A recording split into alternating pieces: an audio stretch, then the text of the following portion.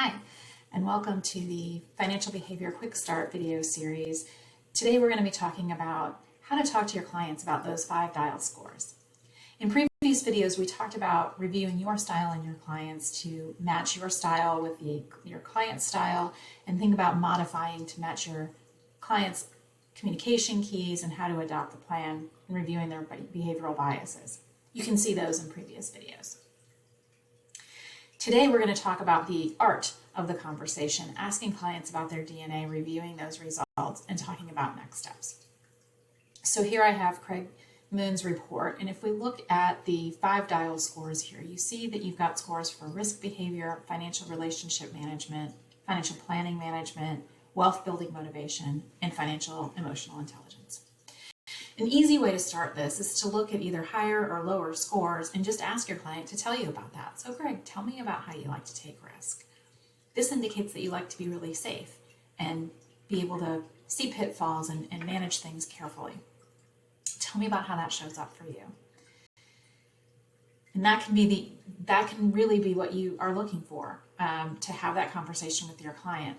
Hey, it looks like you really enjoy being able to hand off some of this financial planning to an advisor that you trust. So I would really love to be that advisor for you.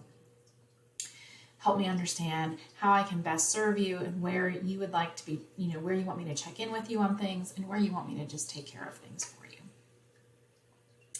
Again, so you can walk through each of these scores and talk about what this means to the client, answer questions for them. Higher scores you will see tend to have, you will see a description under each of what a higher score tends to mean, so a lower score typically means the opposite of that. One area that sometimes advisors get tripped up on is with financial emotional intelligence, particularly if there's a low score, feeling like that is a negative for their client, but it's really not. This is just a matter of how do difficult situations impact your client. So do you have an emotional reaction first, or do you have a rational reaction first? It doesn't mean that that's the only reaction that you have. It doesn't mean that there's no learned behavior around how to have that reaction. People with lower emotional intelligence here tend to have a very emotional response under stress at that first stressor. They will tend to have that emotional outburst a little bit, feel very strongly about a stressor, and then that rational thought can kick in, their learned behavior, some of the other things. On the other end of the spectrum, where you have higher scores here, people with higher emotional intelligence scores tend to be very rational when a stressor comes. So they tend to be the people that don't feel the stressor right away. They kind of think through what has to happen, what are the next steps, how do we get through this, and then their feelings may catch up with them later. And so here, when we're talking about financial emotional intelligence, what we're talking about in this range is not necessarily an intelligence around emotions, but that reaction.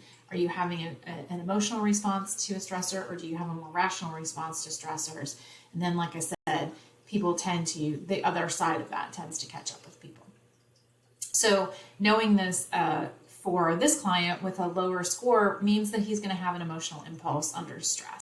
And so my job as an advisor might be to help him see that impulse, to see that, yes, I know this looks really scary. There's been a dip in the market and it seems like it's really risky. But remember, we talked about your plan, and this is a long-term plan. In the past, here's what this has looked like.